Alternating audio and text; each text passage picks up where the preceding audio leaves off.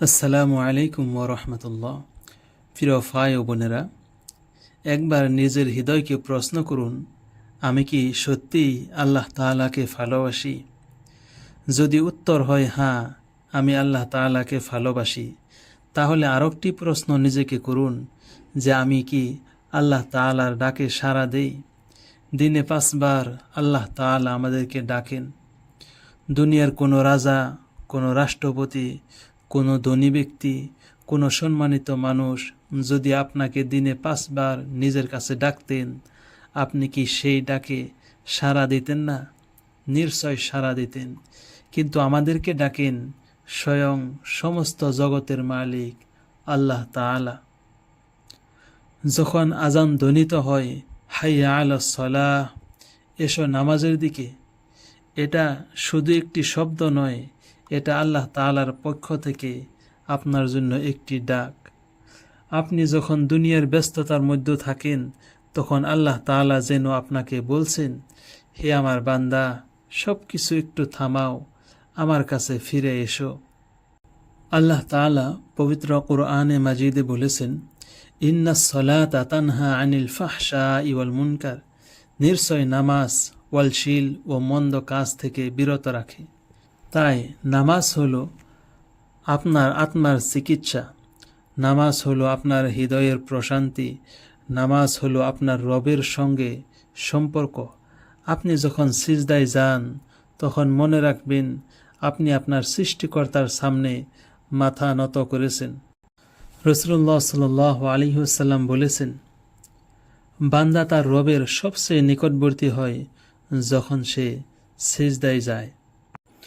আল্লাহ সুবহানাহু ওয়া তাআলা আরও বলেন, قل يا عبادي الذين أسرفوا على أنفسهم لا تقنطوا من رحمة الله إن الله يغفر الذنوب جميعا إنه هو الغفور الرحيم। বলুন, হে আমার সেই বান্দারা যারা নিজের উপর জুলুম করেছ, তোমরা আল্লাহর রহমত থেকে নিরাশ হইও না। নিশ্চয় আল্লাহ সমস্ত গুনাহ ক্ষমা করে দেন।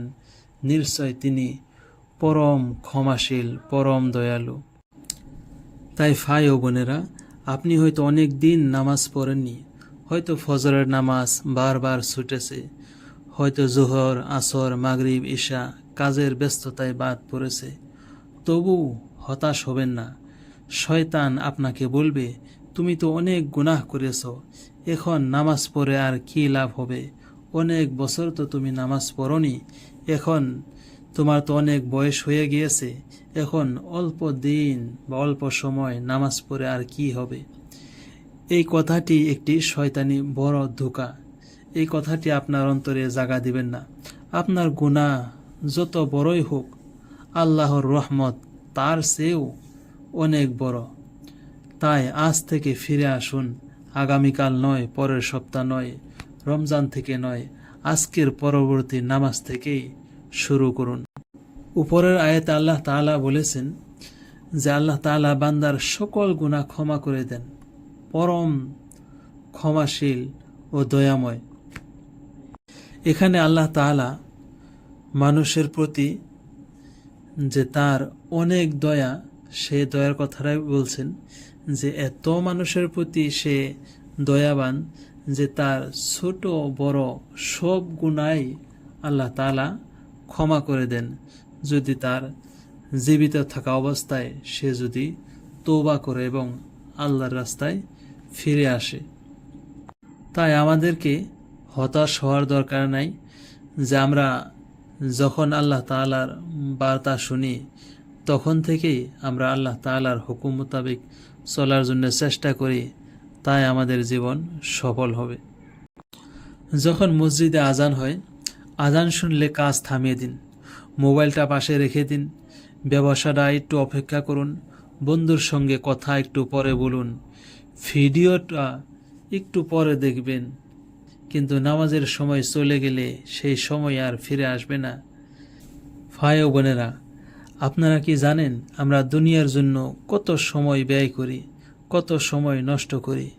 মোবাইলে ঘন্টার পর ঘন্টা, সোশ্যাল মিডিয়ায় ঘন্টার পর ঘন্টা, ব্যবসা, চাকরি, বিনোদন সব কিছুর জন্য সময় আছে আমাদের।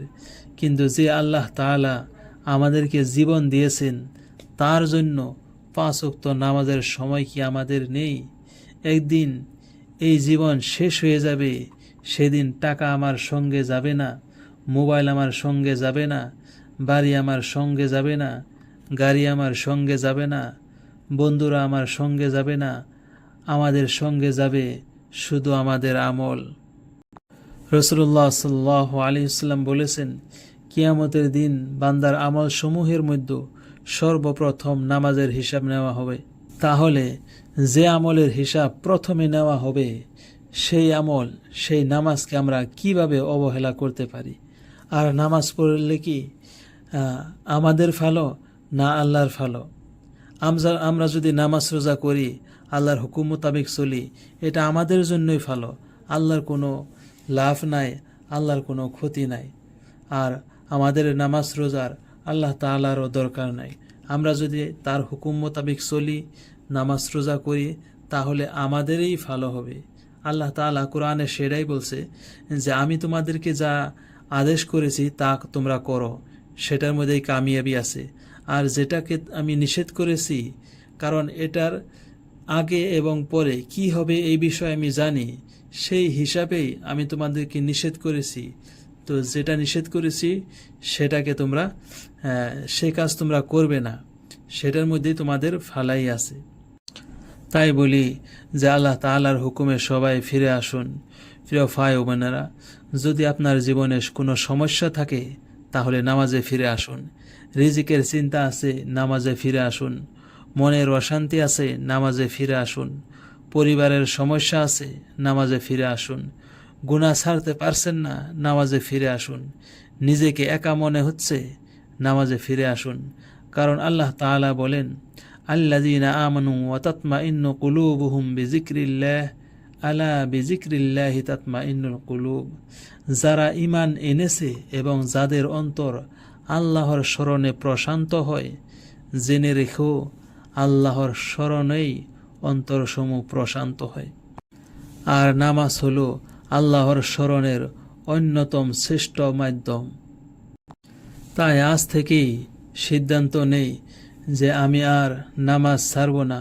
হয়তো প্রথম দিন কঠিন লাগবে, দ্বিতীয় দিনও কঠিন লাগতে পারে, কিন্তু ধীরে ধীরে নামাজ আপনার জীবনের অভ্যাস হয়ে যাবে। একদিন এমন হবে, আজান শুনলে আপনার হৃদয় মসজিদের দিকে ছুটে যাবে। একদিন এমন হবে, সিজদায় গেলে আপনি শান্তি অনুভব করবেন। একদিন এমন হবে যে নামাজ ছাড়া আপনার দিন অসম্পূর্ণ মনে হবে। তাই আজান শুনলে বলবেন না যে একটু পরে যাব, একটু পরে উঠব, এরকম বলবেন না। বলবেন আমার রব আমাকে ডাকছেন, আমি আমার রবের ডাকে সাড়া দিব। নামাজকে জীবনের বোঝা মনে করবেন না, নামাজকে জীবনের সবচেয়ে বড় নিয়ামত মনে করুন। কারণ দুনিয়ায় আপনার সবচেয়ে বড় পরিচয়, আপনি আল্লাহর বান্দা। সারা বিশ্বজাহানের মালিক তার বান্দা আপনি, তার গোলাম আপনি। এর থেকে বড় পরিচয় আর কি হতে পারে? আল্লাহ তাআলা আমাদের সবাইকে 5 ওয়াক্ত নামাজ কায়েম করার তৌফিক দান করুন। আমিন ইয়া রাব্বাল আলামিন।